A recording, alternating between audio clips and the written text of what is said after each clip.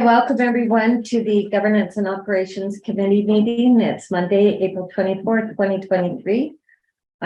Just to let everybody know that you can also join the meeting by Zoom, and it will be on our City of Trail website.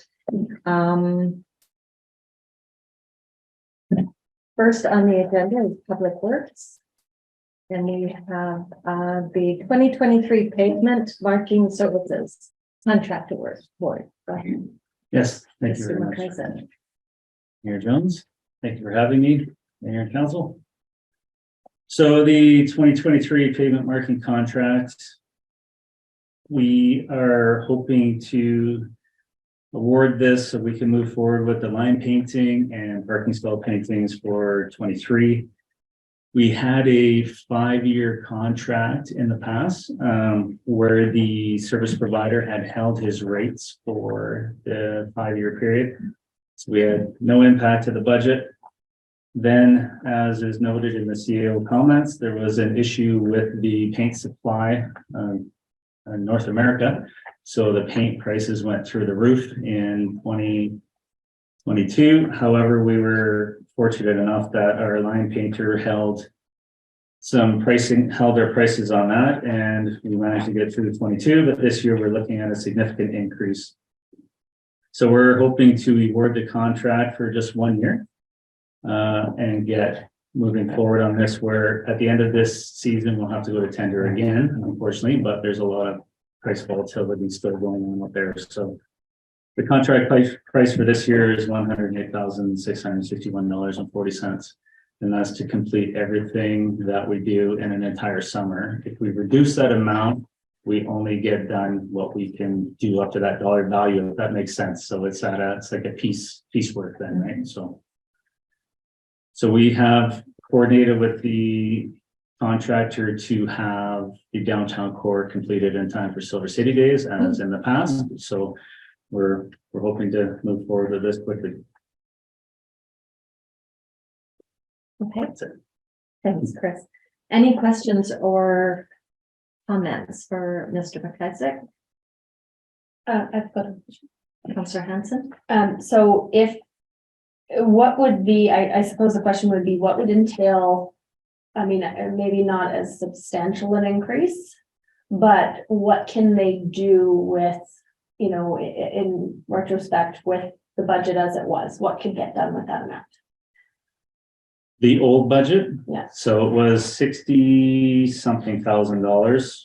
So we're looking at, we could do 65% of what we have in the works, you know, in the spreadsheet for the works. So we would do all the long lines, and we would cut back on the parking stall paintings. So the long lines are all the stuff that runs down just the roadways, right? Like center lines and fall lines and stuff like that. So when we do reductions, so we would try to get the downtown core done, because that is important for Silver City Days to brighten that up. And then we'll reduce parking stall and parking lot paintings if we have to reduce the budget. So such as like at the parks, the Aquatic Nature Center, gyro, that kind of thing. That stuff wouldn't be repainted. Yeah. Okay. But to be clear too, if you look at the listing, you would see the crosswalks are a big one, and they cost a lot. And that's one that, as a safety factor, becomes a bit of a challenge. But they do make up such a large component that it would be very difficult to kind of get the line painting, the long lines, the downtown core, and we're obviously going to be looking at crosswalks, which is a bit uncomfortable as far as not having them. Yeah, the crosswalks are handwork, so that's why the costs are up on those. Okay. I actually had a quick question. CAO McClure has suggested that we try to connect with the other regional communities to see if we can do a cost saving factor on this, like next year. How do you think that would be received? Well, we did discuss that with this contractor. So when we went to tender, we only had one bid. So when we did discuss that with this contractor, he said there's no significant cost savings because he comes into town and he does work for the City of Trail. And then he would go to Cascar, so you don't save money on the product or the labor.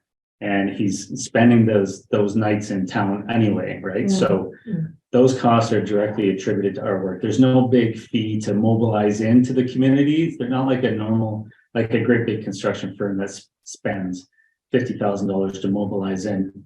They send in the truck, like 2 trucks and the crew, so they drive in. You don't pay for them to come here. You pay for them while they're here. So there's no significant cost savings for the line painting guys. Okay. But Not this firm. This Right. specific. And part of it as well, of my thinking is that if we're at 100. And Castle's at 100. Nelson's at whatever those numbers are, all of a sudden now, if you come together, and you put an RFP out for that kind of dollars. Oh, The I idea see. being more that we're here now, we had different contracts, so asking them, hey, do you got any savings on mold, demold, that's a different question. But if you were looking at this as far as, now we're doing an RFP for 400,000 or $500,000. How many other people that maybe currently haven't or didn't bid would come to the table? Now, it's possible that you don't get anything, but that's the sort of conversation that we need to look at as a region, where we've got someone, we all need to have line painting done. So if you up that dollar amount, does it make it worthwhile for someone to come in? So that's maybe more of the lens rather than, oh, hey, you're here, because sometimes timing can be different. Like sometimes they'll be here, then they'll go up north, and then they'll go in different spots. But if you knew that you had business, and who knows whether or not, not just our region, but I think it's a worthwhile conversation. There's certainly conversations at the CAO level about how do we work together better, how do we find ways to collaborate, and we all have very similar type of service demands, and sometimes making it attractive to outsiders to come here is trying to join forces. Okay, thank you. Councillor Hanson. 2 questions. Does everything get painted yearly? Like annually, we paint, what do we paint annually? Well, I don't have the list in front of me, apologies. I can send that to you after. Okay, so I was don't just know off the top of my head. trying to, are we gonna get painted every year, or is that every couple of years, or the aquatic center, like the? There are items that are on a cycle like that. So Okay. not every single item in the city gets painted every single year. So this covers whatever our annual painting is for this year. And I think as well that it was in the report from Mr. Moorhead, that the past couple of years, they'd also pulled some things out, right? So that was one of those, hey, we've got opportunity, we should get this done, because it's one of the larger ones to get done. Because we have done what was suggested and then sort of pulled back. So my second question is actually for you. okay, In regards to budget, because Yes. we're working through this. Yes. Is this increase in line with other projects that we have, or do we have to pull this $46,000 from something else that we were scheduled to do this year? and Director McKenzie had already. Director McKenzie, that's to say. Director McKenzie had already has looked inside his budget and trying to find where some of these savings are to adjust for some of that. But yes, there is definitely some cost pressure, much as we talked about whether or not. And my hope with this, the budget meeting coming up here, more tying this together, not just capital, but is that whole piece of some of the other requests that are coming, whether it's CIB, whether or not it's the grants, where are we at on financial footing, trying to fit all the pieces together. Okay. Okay, any other questions or comments? So we'll move to the recommendation. And the recommendation is before you. If I could have someone make that motion, please. Councillor Benson. Councillor Martin, all those in favor? Opposed, carried unanimously. Okay, so second item is the 2023 asphalt road patching contract extension. Okay, so we currently have we had a 3-year contract that expired at the end of 2022, and in that contract, we had a provision for the possibility of extending for an additional 2 years with negotiating with the contractor on a good price if we felt it was at the best interest of the city. Just trusting me.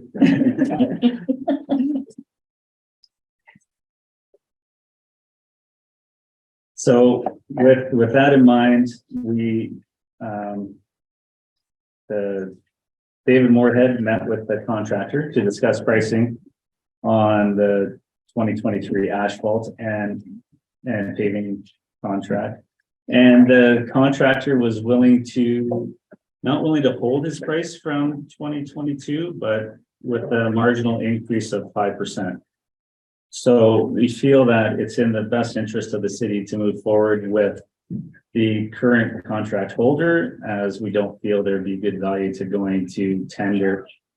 When the last time we went to tender, the power paving was a little better, and they haven't increased their prices in 3 years. So to have a 5% marginal increase in these times is a very good deal for the city of Trail. So we'd like to just award that to power paving, and then we'll go to tender in the fall to see what kind of pricing we get for 24.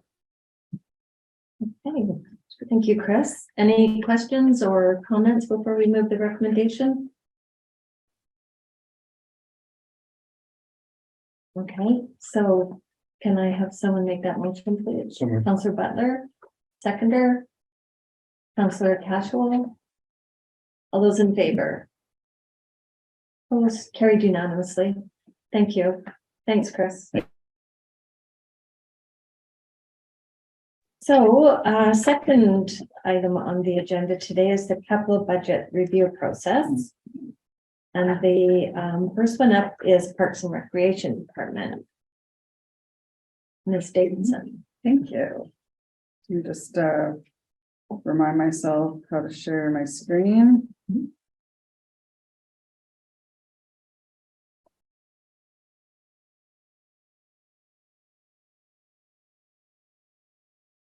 Well, bonus when it works. Awesome. Okay, thank you. Nice to be here. Nice to see you all. So as Mayor Jones talked about, we are here to talk about the capital budget for 2023. And we also thought we'd provide some highlights from 2022 for your information, and maybe just to sort of help you understand some of the things that go into and span multiple years. So the first slide, and it probably is easier if you can see it on your own computer. Some of these images they kind of lose their luster when you see them in smaller forms. But this was a major undertaking in 2022, which of course is the Victoria View room renovation. So what I'm trying to highlight is in the picture on the top left is kind of an image showing the acoustic tile work that was done. So all of those little images along the ceiling are now to improve the acoustics in the room. That was the final piece of the project that really has allowed that space now to be enjoyed by the general public for a multitude of uses. And then the other two images are simply showing different views of some of the work that was done. So the one on the top right is showing the floor that was put in, and you can see the bank of new windows that were put in all along that's facing Victoria Street. And then the bottom picture is showing really right from the old entry to the old library space, what you would now see. So the room kind of that has this window, or sorry, not a window, it's a mirror. Kind of, my mouse is moving slowly, but right there there's a storage room behind there that we are probably the nicest storage room in the city. And it's now home to all of our fitness equipment. So the room is now being slowly occupied by most of our fitness programming and certainly a variety of community uses. So again, sorry, I apologize, Director. Can you give us maybe a little bit of insight on, now that we've got the acoustics, because I think when you try to have a class in there, you're reverberating and whatnot, it did not make that very difficult. But our goal, I think, as a city and having that space and revamping it is not just for, a fitness class, but it's also hopefully someone wanting to have an event there, or to be able to, with the windows now lowered and the new flooring and that sort of thing. Again, the kitchen potential, that whole piece, it really allows a number of different opportunities for the city to engage and allow the public to use the facility. Yeah, absolutely. And maybe just to build on what CEO McClure is talking about is the rooms intent was we host a lot of different events. I mean, COVID has taken its toll on what those community events have been.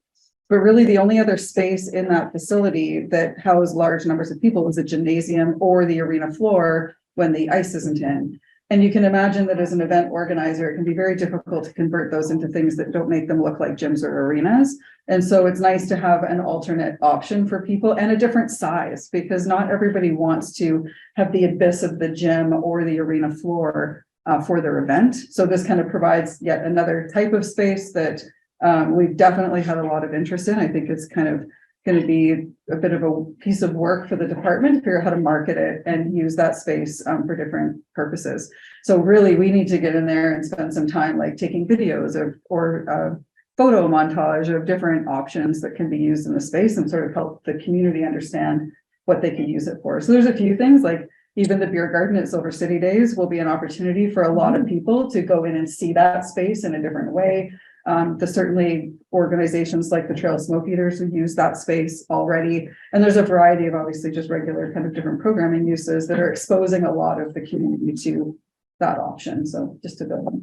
And we, again, too, as for council's aware, we have tables and chairs, you're always replacing them, so it's not like, hey, you've got to come in and bring your own, That's supplies or infrastructure sort of thing. We kind of put that into the plan. Yes, we have a host of different pieces of equipment that can be used in their stages, tables, chairs, linens, certainly table settings. The kitchen has its own supply. So yes, there's lots of options.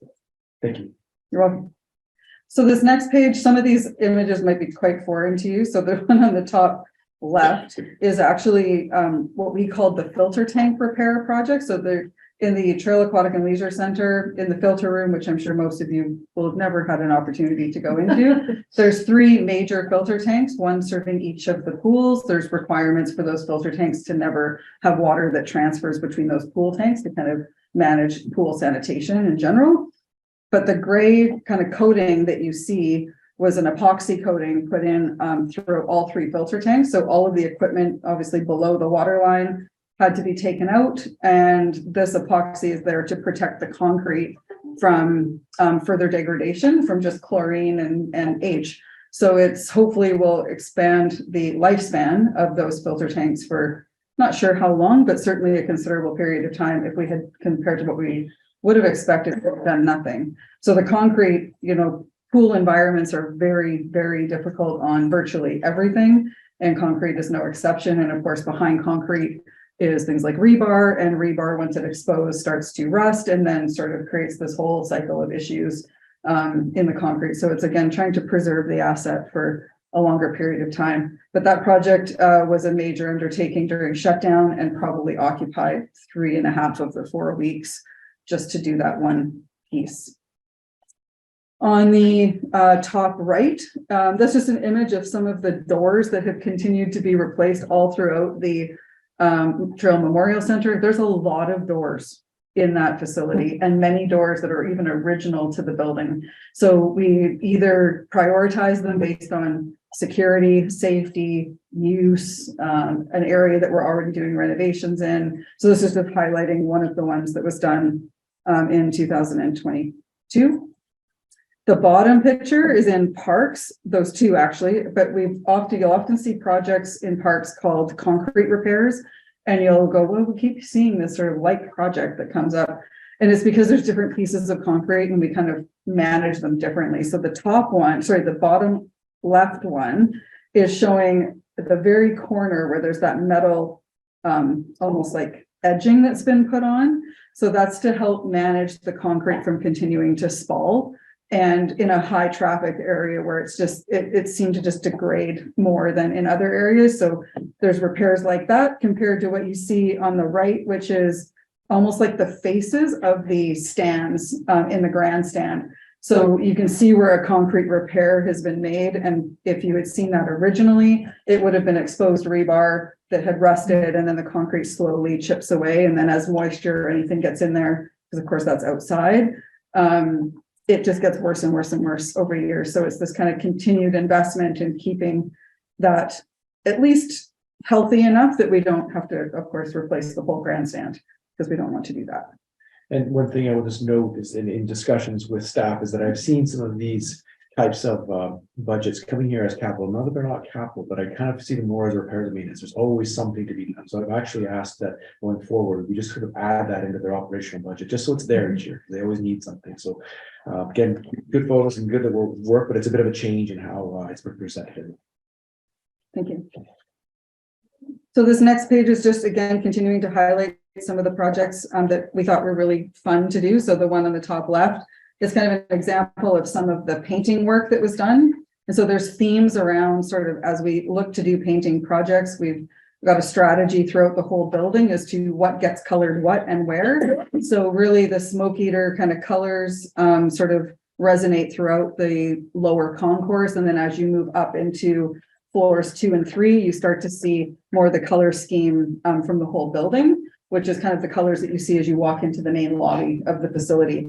So these colors will also transfer. There's a whole painting plan related to the new kids rink project that'll happen this year. That's really cool. And I think they'll be really proud of it when it's done. But this theme will carry through into the arena spaces over time. And at the top right of that picture, you can also see one of the other door projects that was done, which is a new sliding door system that goes into the kids rink space.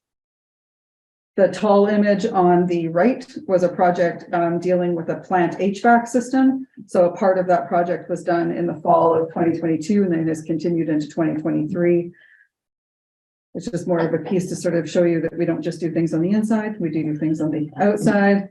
And then the bottom picture is a picture of the rafters, that if you've never seen a close-up of the rafters in the main arena, that is what all of them look like. Some of them, I had another picture where it's actually showing those timbers twisting. And it's so the concept of constantly reviewing the structural assessments of the facility. But we've also done a lot of work where if you envision all of these cracks are slowly being filled with epoxy to continue to keep them at their highest strength.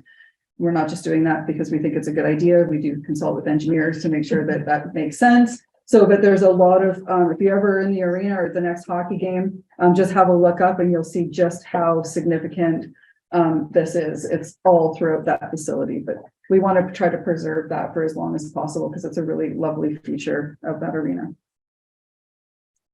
So then when we get into 2023, so we've broken it out by major cost center and kind of tried to summarize some of the sort of major areas of the capital plan for 2023.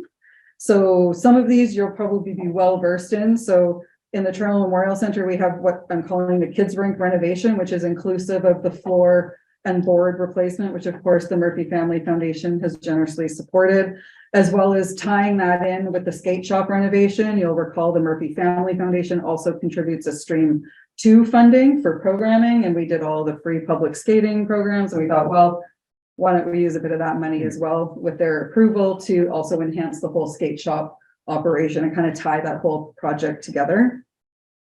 There's some planning work we're looking to do. So the Memorial Center Lounge and 3rd floor redesign. So the Memorial Center Lounge used to exist 4 years ago.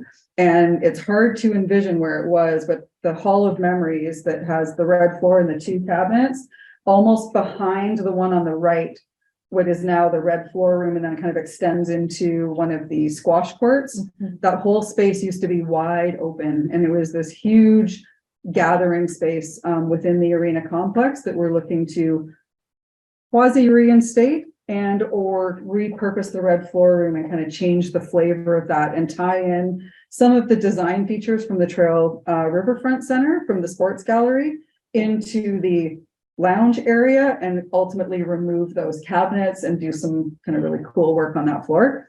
But of course, we need some design people that know how to put our vision on paper. And then ultimately the goal is to have that design ready to go so that we can start applying for grants for the 75th anniversary of the facility. The HVAC energy recovery project, there's some engineering work that will be done in support of this very large grant that is pending that the city may receive this fall. We have very solid correspondence that tells us that that's a strong possibility. We don't have official approvals in place yet, but that will be a multi-year project that will fund a lot of the HVAC work within the facility over the next 2 to 3 years. The infrastructure upgrades, so kind of like some of the images you saw, continuing to do things like the door replacement project on key doors within that facility. Window reinstatement. So I think some of you, when you went on a tour, we talked a lot about some windows that were reinstated. And that work will continue to sort of improve some daylighting and kind of sightline improvements throughout the facility. There's some equipment we need to replace that to support some of the cleaning and janitorial functions, and then kind of ongoing structural work within the building. So the total capital commitment is $1.96 million. And of course, there's a large portion of that being funded through the Murphy Family Foundation for that facility. Any questions before I can see it? When does the kids ring start? So their goal is to start literally June 15th. Okay. The actual schedule is not yet received, but the goal is to have it fully ready to go for the fall. So whether plus or minus a few days, but That was my That's second okay. part. Thank you. yes, we have every intention of having it ready to go for the fall. When we got the tour of the arena, they showed us on the big ice, a leak that was starting to come through. Is that in 2023? No, Those repairs? no. So that's I think what you're referring to as a brine leak. Yeah, So- the stain on the ice. Yeah, that's exactly right. So ultimately, probably, CEO McClure might remember the conversation. I want to say it's about 3 to 5 years Okay. that we'd be looking to sort of plan. That's a very large project that will require a lot of planning because it will impact services for groups like the Smoke Eaters. But that's, there's a like project going on in the region that we're watching to sort of get a sense as to how well it goes Okay. and what timelines actually are working for them. So no, not quite yet. All good, thank you. So we got, Dr. Davidson. sorry, Can you just refresh my memory, please? You know, when the kids ring, Mhm. was there, were we opening up the side on your right when you go in with windows? Up above, Yeah. possibly, Oh, okay. possibly, whether I that think- becomes a priority right now, I'm not sure. Okay. But the goal was to, over time, reinstate almost all of the windows that we thought were reasonable to reinstate. So what Mayor Jones is talking about is if you envision the kids' rink, there's the retaining wall that faces the Tech Hill, and there's boarded up windows all along that side, and then there's also windows on the inside of the facility that would extend past the red floor room, which I think you were all in the night we met Rich Murphy. Yeah. So there's further windows down there that would ultimately like to be reinstated too. There's even more windows in the gym area. But until we kind of have a longer, bigger plan for the gym space, I think those would be the last resort. But Okay, thank you. I know this year, the plan is to reinstate some of them on the river end of the Kaminko Arena. So if you Okay. envision the video screen, there's Mhm. 2 windows on either side of that space is a priority. Councillor Martin. back to the brine leak Mhm. question. Is that something that's gonna get larger? Is there a possibility that you have to shut the arena down if it gets really bad between now and time that you're gonna dig it I'm out? gonna knock on wood and say no. Okay. So brine leaks generally can be repaired. Okay, It's just they can cause like a service interruption in the middle of the ice season, because if the brine leaks into the ice, then of course it can compromise the ice surface.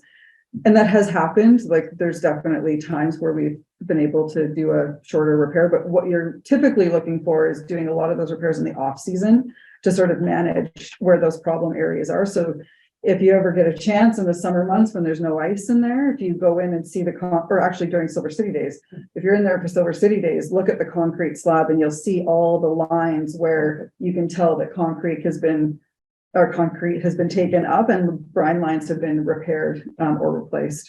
So the goal is to try to do it all during the maintenance shutdown. It's not always perfect, but it's been pretty good so far. thank you. Okay. Anything else on that one before we move on?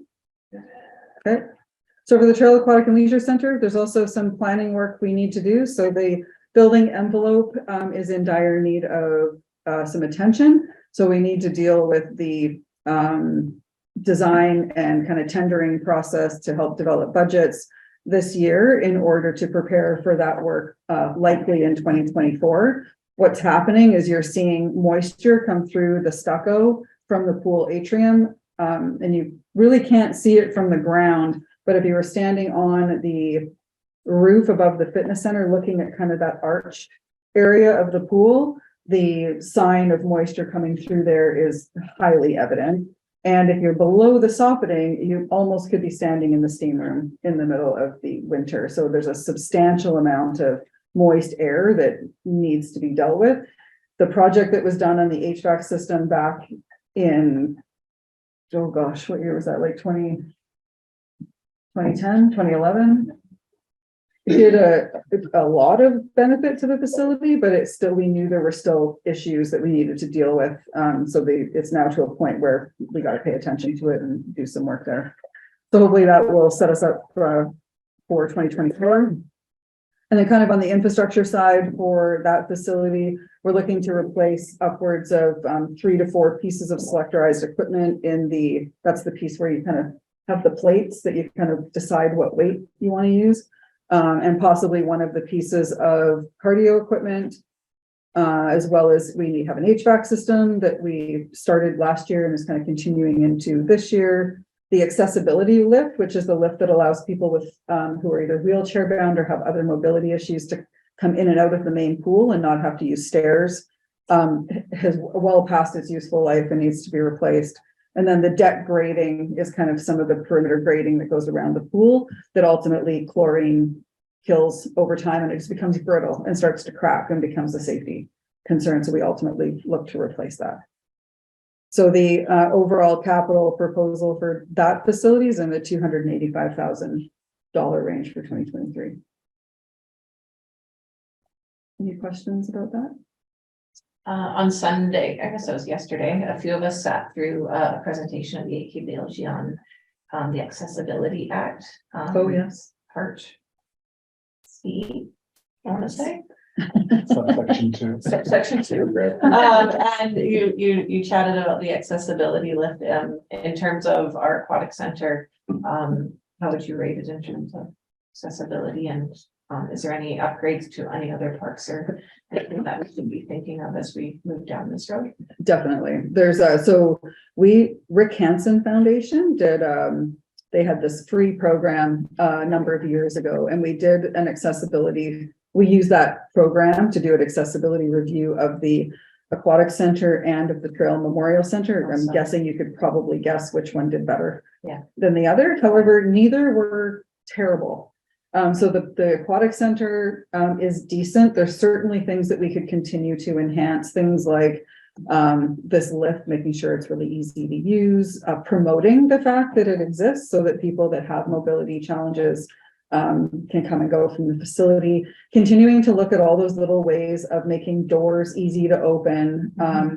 The building itself is relatively well served, but the one thing I did learn is we actually had a chance a number of years ago and talked to a woman who was in a wheelchair. Those are the people that actually can tell you what works and what doesn't. Yeah. So we did have some work done. I think there's always attention to be paid to accessibility, but the one other piece that we've not yet done that I'm recalling on that study was people who have vision challenges, because of course accessibility crosses many different things. Accessibility, so incorporating Braille into our facility signage, or even how we access, how people know about our services. Like right now, it's all print material. It's not like there's even a dictation of what our options are. So it kind of relies on people to have to ask a lot of questions, where, you know, the average person has a privilege of not having to do that. So there's a host of things that could be worked on for sure. Any other questions for the pool? Maybe there's one I'll highlight for you. So the fitness equipment for those, and I'm thinking of Councillor Butler and Mayor Jones. We traditionally have all of our cardio equipment on a lease. So it doesn't ever show up as a capital request, but it also doesn't show up in operating. So it's kind of one of these weird things that sort of is in our budgets, but you wouldn't necessarily hear about it through these formalized processes. So we've made an executive decision, because the lease would have been up on the equipment this year. So the city's buyout is like $10 to acquire that equipment. Historically, what we've done is sell all of the old equipment and bring in a new lease to kind of prevent a bunch of problems with our cardio equipment because it's very heavily used. But because of COVID, if you can remember the days when you could only have so many people in the gym and you had to take some equipment out and it wasn't allowed to be used for a period of time. We have equipment that literally has only seen a year and a half of service because we moved equipment in and out of that facility. So it didn't make sense to spend the extra money this year and just deal with one potential piece of cardio equipment that I think is just problematic and we could get rid of. But look to lease equipment again in 2024. It's a major benefit to not have equipment go down. It's incredibly frustrating for fitness users if cardio equipment isn't functioning properly. But it just didn't make sense to do it in 2023. So just hold that in the back of your minds for another year. Next year. Yeah. That's great. It's a good way to, that's a good way to swing it. So in the Parks and Field House, so there's a project that's still on the books that has been on the books for several years, which is the Jason Bay field dedication, which is at Butler Park. So there was some small amounts of work done. Part of the issue with this project has been the pole and net project as well. So trying to decide when to do the work for the Jason Bay project in conjunction with the pole project, which of course has had lots of roller coaster things to deal with. And so this project we continue to carry forward because there's some work this group is looking to do to the score clock out in the outfield. I don't believe this amount of money will be there, but this is the amount that the budget has been set at for multiple years. And I didn't want the group to have any concern that there wasn't some commitment by council to continue their vision of what this project would be. On the infrastructure side, we've partnered with Trail Youth Baseball to do some work on the backstop. It's the padding that goes at the backstop of Butler Park. There's some work on the tennis and pickleball courts, and it's basically we have bird baths that show up on the courts that when the courts were redone, the contractor was to come back and kind of try to mitigate that a little bit. We just need them to actually come back to town and do that work. And then at the field house, both of these projects have actually occurred. And so sometimes we're at the beck and call of the school district when they can coordinate the capital work that goes on there. So in this case, they had a lighting project and we worked with them also in doing some repairs to the multi-sport floor in that space, but they occurred before we could bring it to council. And this is the city's portion of the work that was done there. So it's a 60-40 expense split with the school district for that space. And just one of the things that council will remember, or I think city remember, as part of the Ready grants, that's where the city supported the backstop. Yeah, perfect. Thank you. So we've got a capital request of $82,500 supporting parks and the field house from the recreation side of things. And then at the Riverfront Center, there was just one request, which was to assist with purchasing an extra set of shelving. So if you've been in the vault in the Riverfront Center, there's like this super fancy like wheeled system that moves shelves back and forth. And the idea is that they needed to add another bank of that shelving because they have run out of space. They are hoping to actually recover some of this money by a third party. I believe it was Fortis. Don't quote me on that. To help with that expense, but failing that, the full budget's in here for consideration. And with that, there's a 5-year plan to give you an idea of kind of where we're sitting with a host of capital challenges within Parks and Recreation. You can see there's a lot of big numbers in there. There's also a lot of great grants hopefully coming our direction to help support some of that work. And due to our aging infrastructure, there's money that needs to be spent on our major infrastructure over time. I've highlighted a couple there. So just in 2023, of course, we have the $945,000 contributed by the Murphy Family Foundation. And we have about $13,000 contributed through other grant funding with partnerships to sort of help offset some of our costs. And then in 2023, 24, and 25 is where this sort of larger anticipated grant is expected to come. And hopefully we'll have final correspondence on that early this fall.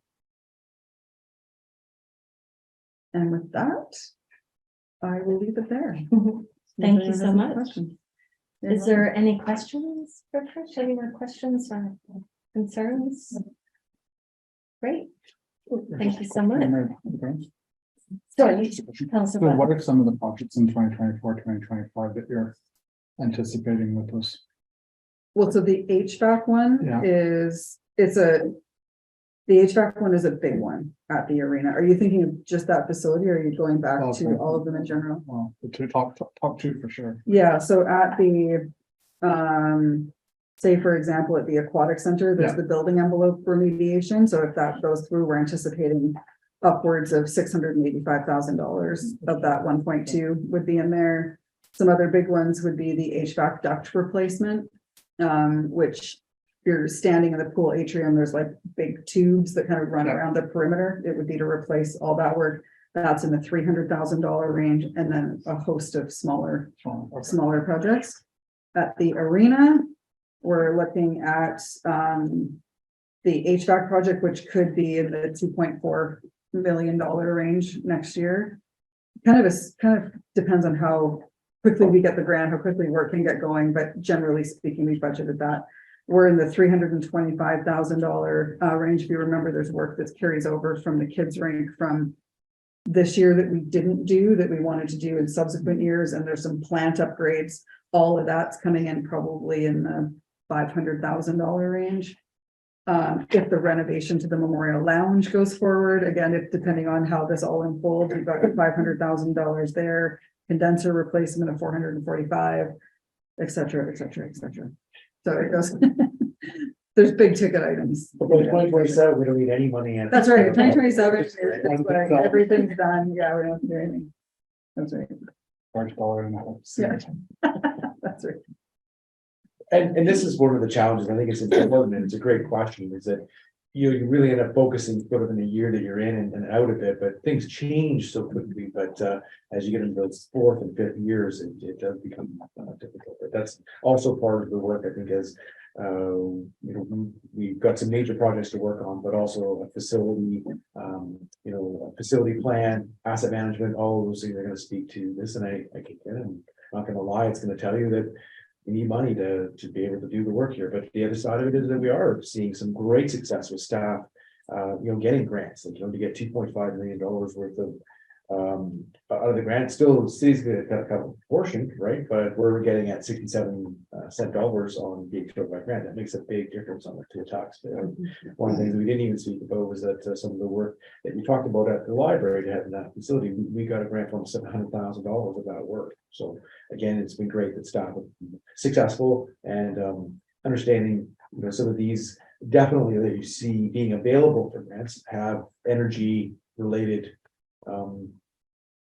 responses or efficiencies coming that we're definitely looking at. And with some of our aging buildings, it's not hard if you're changing out windows or HVACs and things.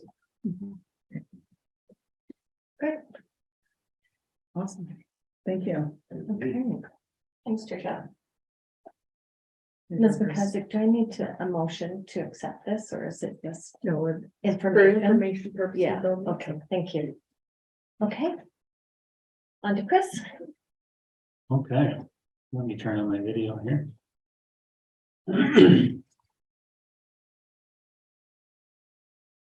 I will, as Tricia said, try to figure out how to screen share here. So, you good?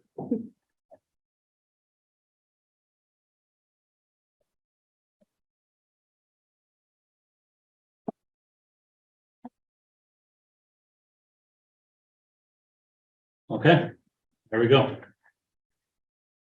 Cover picture. No, we didn't buy that loader today. I was just Tires. just kicking tires, and I'm in the picture. So there you go. Thought I'd throw it up.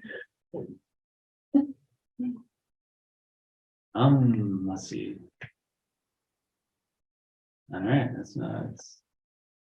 Can you advance with your arrows? No.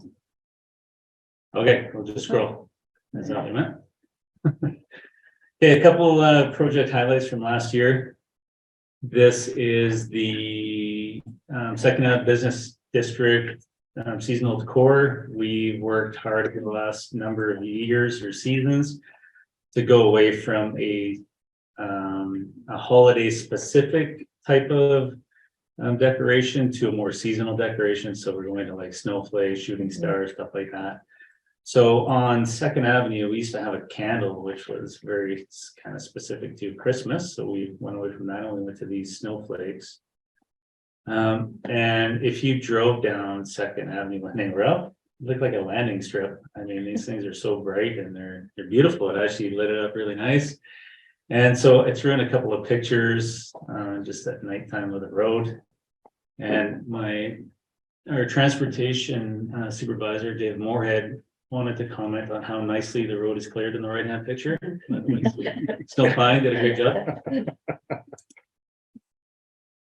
Here is a picture of Redstone Park in Tadnak. So this was a community initiative where they went out and they fundraised a bunch of money to be able to afford to put in this safety base. And with it, they raised enough money that we got a few decorations into the design there. So we have a little hopscotch on the left and some bear prints on the right. So that was a pretty neat project. This one is underway at the moment. So this is the Gyro Park swim area improvements. So the whole pretense to this project is not so we're going to go down there and police the swim area. It's to give users the information necessary to make a decision on whether they're going to swim in the river or not. So our current area has some signage that is somewhat antiquated and doesn't really speak to the hazards associated with the river. So we worked with a consulting firm that had a hydrologist on staff. They came in and they did a bunch of analysis of the eddy and the rock and the water flow through the rocks and did a scientific determination of where we should place our swim line. Much to the credit of the guy who placed the first swim line, we were very close. So that was Sharman Thomas. There you go, Sharman, if you're watching. So back in the day, we went down there and eyeballed where the water flowed, right? So it was very close to the science behind where the new line will go. It is moved somewhat a little bit. So what we now have on site is the top left picture is a river level elevation indicator. So that where the water sits on that board, and then you look at the sign, which is down on the bottom right, and they are being installed as we speak here. So those signs, there'll be 3 signs to replace the existing swim area signage that's up. And if you read the sign, so green, when the water level is at the green elevation, the beach is completely safe and you can swim away. Yellow, there's an increased hazard of faster moving water. So it's an indicator to pay attention to young children. And then the red is the beach is closed.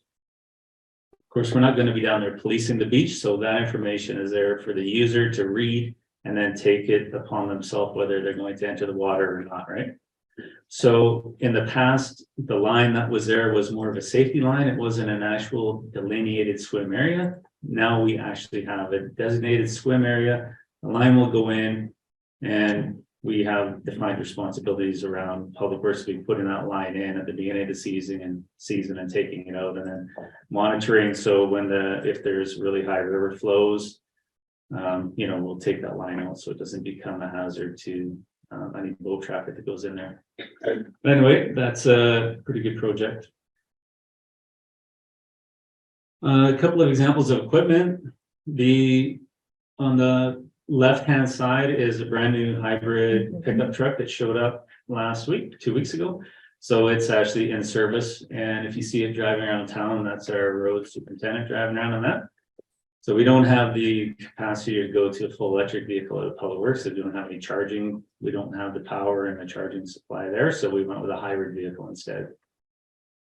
On the bottom right is a service body build out, which we had done for our summertime cruise. So that truck will stay loaded with its equipment in locked storage bays and locked racks for the summer. So where we get the savings there is that we don't have the tool crib attendant having to issue out the equipment every day. So the crews would have to wait until it was their turn, and then they would go and they would get their weed eater or lawnmower, and then they would have to load up the truck every day and unload it at the end of the day, because we don't have inside secure storage, right? So So this truck has all secure storage, so everything gets loaded and theoretically it stays in there for the season. So we have a lot of time savings there.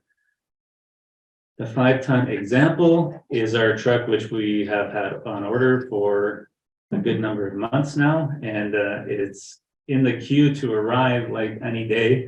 And that's generally what it's going to look like. So it's a smaller truck. I don't know if you guys remember the large truck we bought last year. It looks like a big Mad Max looking kind of truck drives around town, pretty aggressive looking rig. This one is a little smaller chassis, tighter turning radius, so it'll be very useful up in the west side. And like I say, that truck has not arrived yet, but it's almost done being built or being delivered. Here's a project dear to our mayor's heart, is the Sunnydale Y pedestrian improvements.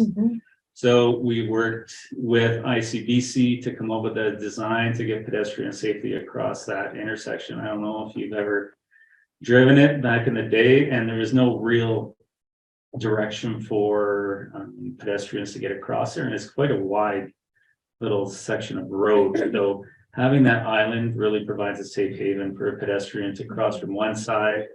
If there's a lot of traffic, they can wait on the island, or, you know, traffic's kind enough to stop, which they're supposed to, then they can safely harbor themselves there until there's a safe crossing. So that was a nice project. On the left side of that is just a picture while it was being, there's a concrete slab while it was curing. And on the right hand side is just another angle looking down. So the picture in the center is when you're driving into Sunningdale, and the picture on the right is when you're coming out off of Hillside Drive.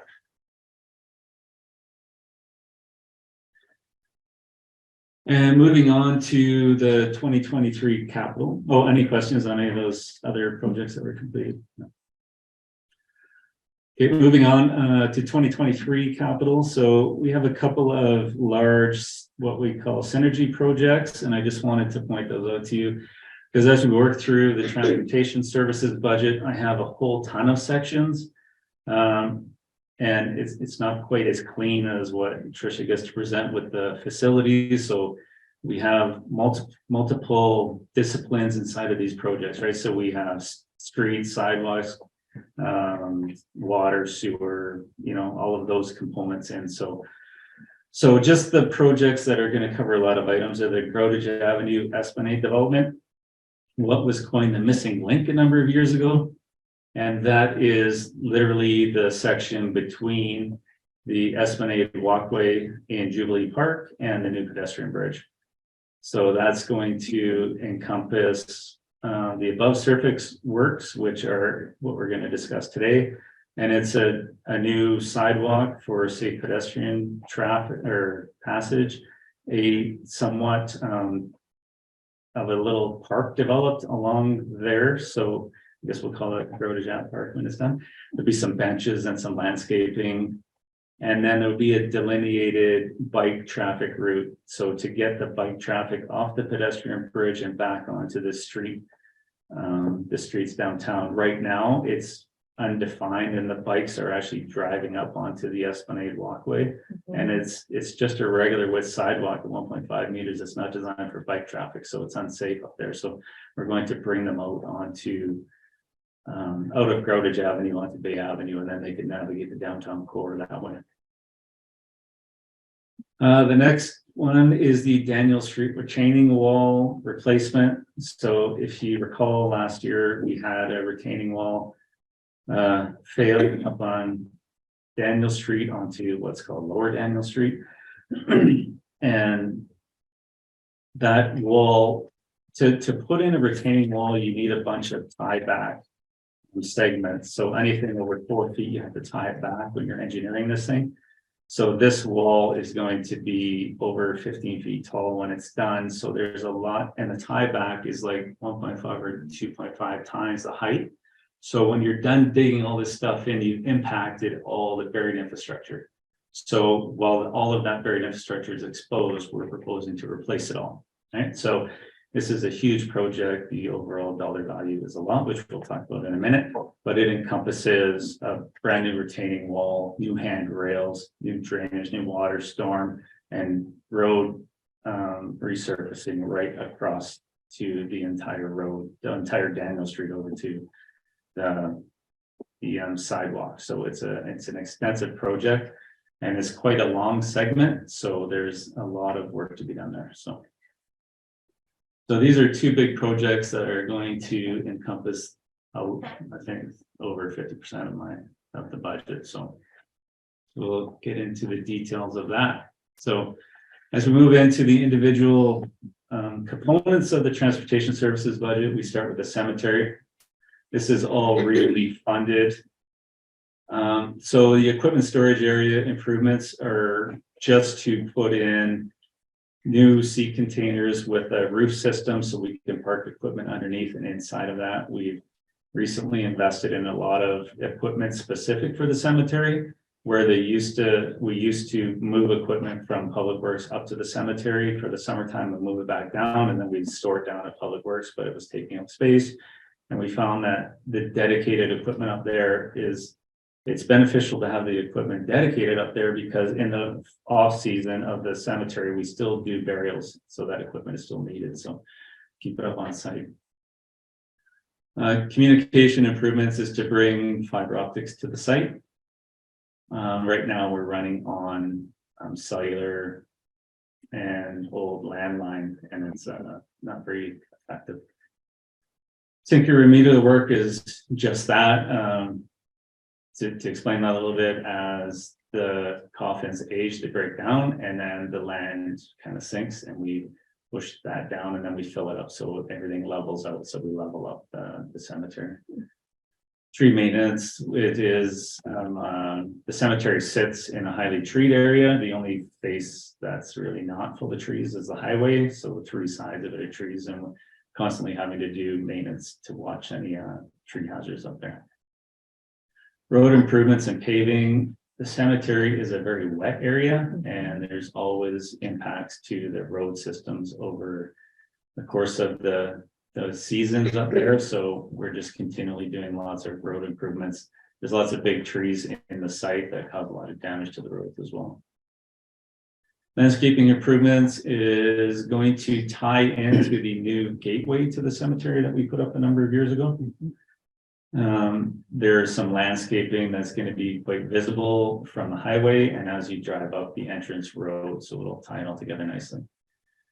And the new water supply is a planning exercise in conjunction with the city of Roslyn, as we look to improve our water supply to the cemetery. Any questions on cemetery? Yes. Where's that at, the water supply for the cemetery with Roslyn? Where is it right Yeah, now? yeah, It comes down from Pinewood. Do you know? Or I mean, it seems previously we were having issues with amounts of water, like there being enough to. Oh, with the volumes that we're Yeah. allowed to, so we're currently on the city of Roslyn's dedicated line, and when they go into their drought restrictions, that's where we're Yeah, at. access.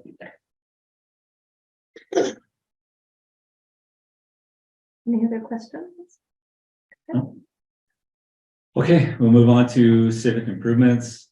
This, the Grovich Ave Esplanade improvements missing link. This is the above ground portion that you'll see, right? Like you won't see any of the underground, obviously, but this is the stuff that all the components were put in here that we can cover off on a grant, which my esteemed colleague Tricia worked extremely hard for us to get. And that grant was a $500,000 climate resiliency grant from, can I speak about this? Yeah, okay. Yes. Apologies. Climate resiliency grant from the CBT. So the total above ground works for this job is just shy of $1 million. We got 500,000 in funding, so the remaining portion is 494,200. The next item is the Second Avenue Global Street intersection safety improvements, and this is a study we're going to do in conjunction with ICBC and and Dave Dean, who used to work for ICBC. So let me clarify that. He's an independent consultant now, and we'll work to improve this intersection to do 2 things. So is to improve pedestrian crossing Because I don't know if you've ever driven down Second Avenue when school is out, there's always like a queue of kids piled up because nobody ever stops, right? Mhm. So we're going to do some traffic calming, and so we're looking just, initially looking at bump outs to make it so that kids are actually walking out and that you can see them, because sometimes there's vehicles parked and you can't see the kids trying to cross the street that get blocked off by vehicles, right? So we'll bring them out into clear view. They'll be standing on an island for safety, and then it'll act as a traffic calming initiative as well. So we have ongoing complaints about speed issues on Second Avenue. Although our collected data doesn't substantiate that there is an issue, it's just think it's warranted for the pedestrian safety there as well. The Riverside to topping what is called Digby Street. I don't know if you guys are aware, but we have a little gazetted section of land down Riverside Avenue, right near the end of the old bridge, and it's called Digby Street. And there's nothing on it. How is this? How is it that are on Digby Street don't park on it? They park on Riverside Avenue, and they walk up the stairs, and there's 2 houses, I think, on Digby Street. Oh, yeah. However, that staircase there, it's I think the longest staircase in the city of Trail, and there are some structural issues with it. So we're doing some column post repairs. Everybody's aware, if you have a fence everywhere, you have wood meeting concrete and it gets wet, it rots, right? So this is happening. And so post repairs as well as some other structural work we're going to do on that staircase. Any questions on civic improvements? Any, any privacy like indicators, like between, because there, I know that one section of stairs has neighbors right adjacent to it. And I'm aware that they have been having issues with individuals Oh. between their property and the stairs. So I wonder if doing that, is there any way that there can be some sort of privacy screen or something installed along there, or is it something that could even be thought of where that's adjacent to someone's independent property, if those are in repairs anyways, would that be something that someone would think of? Well, we Yeah. typically don't have egress from the stairs at a landing into a private property, so there must be somebody climbing over the handrail and going into these properties. So we haven't had anybody address that issue with Public Works, but Just wondering if it's something that could be looked at. yeah. Sure, it'd be something to be talked about. I mean, we haven't looked at that. The cost of maintaining these staircases it's quite astronomical, and the replacement costs are through the roof, so. One day, I'm pretty sure if it's not me, the next director of public works will be having a discussion about the longevity of these staircases and what are we gonna do with them? Because there are millions of dollars in assets there, I mean, literally, and replacement costs. We looked at replacing 3 sections, like complete brand new 3 sections, and if my memory serves me correctly, and don't quote me on this, it was like $180,000 or $200,000. For the project at the airport, Right, that's what you're thinking. no, we were looking up on the west Okay, side, but there's a yeah, little tiny section of the airport. 3 seconds, yeah, like the cost of these staircases is huge. Yeah, another time. So, but we could look at that, if that's a concern. Next up, drainage and storm sewers, not part of the sanitary sewer taxation base, so this is of a transportation as well. The Grotage Avenue Transportation Grotage Ave improvements project, we need to put in a drainage component because we'll have a new parking area. And currently the groundwater just kind of rolls off. So we're going to look at it, tying in some storm system and putting in an actual outfall to the river. 2300 block Daniel Street storm sewer repairs. This is part of the retaining wall project. And there's some substantial drainage that needs to be done up there. This portion of Daniel Street is like the flattest section up on the west side, and it doesn't drain very well. And it doesn't, the area up there with the way the residences are set up and it doesn't lead to a great drainage design where you just crown the road and everything rolls off to the side, right? So it has to be kind of like a center collection, which we've got, if you've ever driven down Bin Street, and always turns into problematic where you have increased damage to your asphalt and that when you're doing center drainage because water pools a lot more. So there's a big component for the storm sewer up there to make that area nice. The next, any questions on drainage? So, you know what, I did have a question on the groutage drainage improvements, because there's been a lot of talk about the floodplain area down there. So how would this, would that affect this drain improvement that you want to do down there? Like, do we have to go deeper? Do we have to? No, it wouldn't have any effect Okay. on that at all. If we were to do anything, I guess that floodplain would make us go a little shallower to make sure that our outfall wasn't being impacted on a regular freshet event, Okay. but it's not a critical item for this. It hasn't been identified outside. Thanks, Chris. Oh, Councillor Hanson. So how many meters or feet of Daniel Street is being replaced? Because it's not the whole Daniel Street, No, it's correct? not. Is it just the flat section by the park? It's above the park, so it's just before N Street. Mhm. Do you know where Williams Lane comes down? And then it comes down on the one way and then it goes down the hill and then you can split off to go down to topping. So it's that flat section up top there. Mhm. And I think it's just over 150 meters.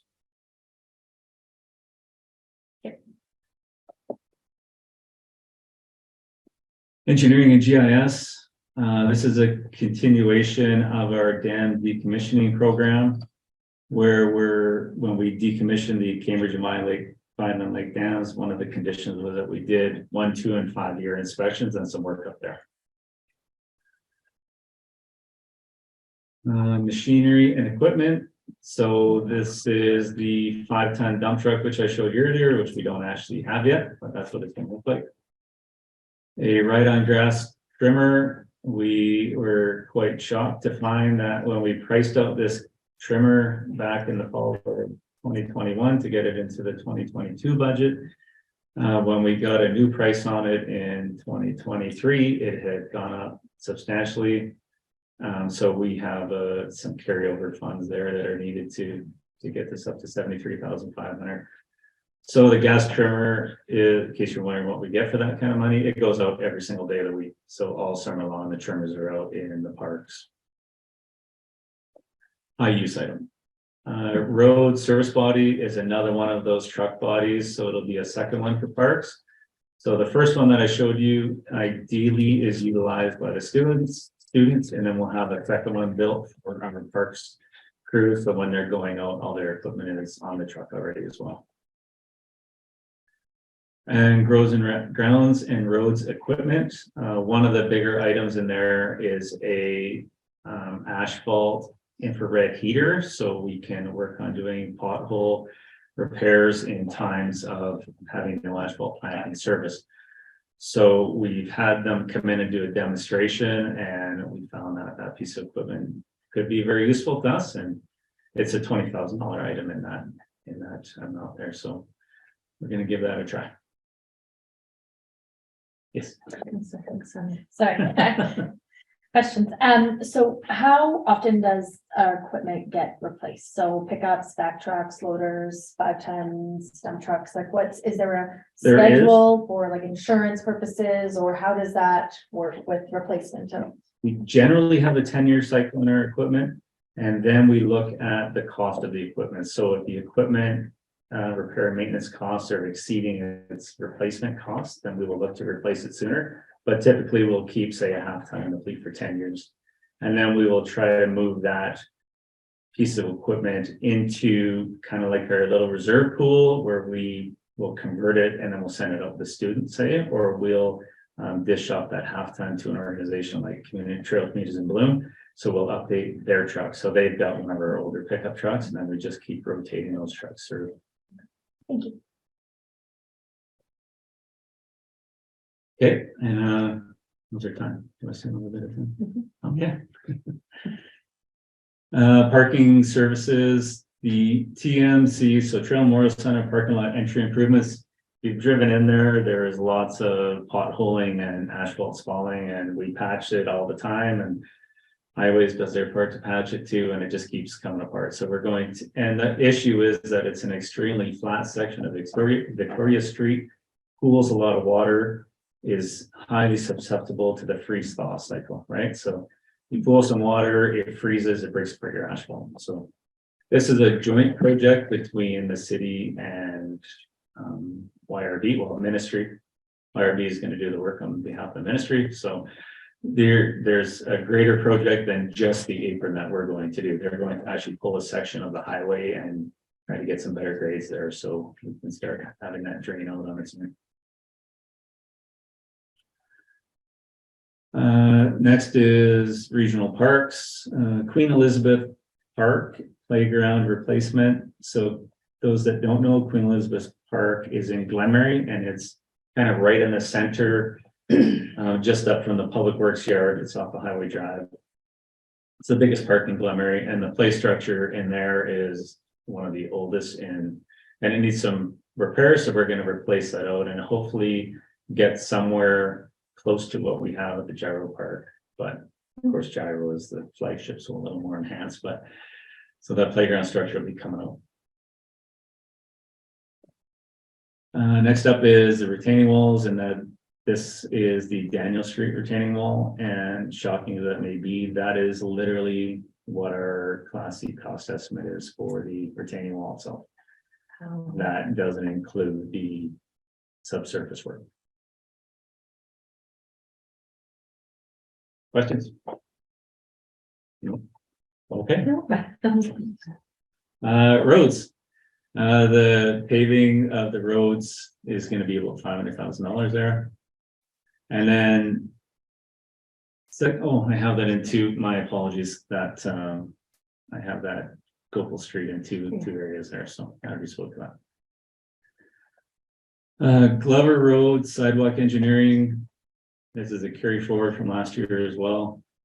This is the cantilever sidewalk off the Glover Road. Why that exists is that the road gazette is quite narrow there, and the sidewalk is actually cantilevered over some private property. So we can't go and move out the retaining wall and put in a wider sidewalk there. So there's a lot of engineering to go into place or to get that cantilevered sidewalk to work. And at the same time, we're going to look to improve the drainage there as well. So if you've ever been at the base of Glover Road in a heavy rainstorm, there's a lot of water flowing off that road, which we should be picking up in the collection systems along the curb and gutter there. So going to look to improve that.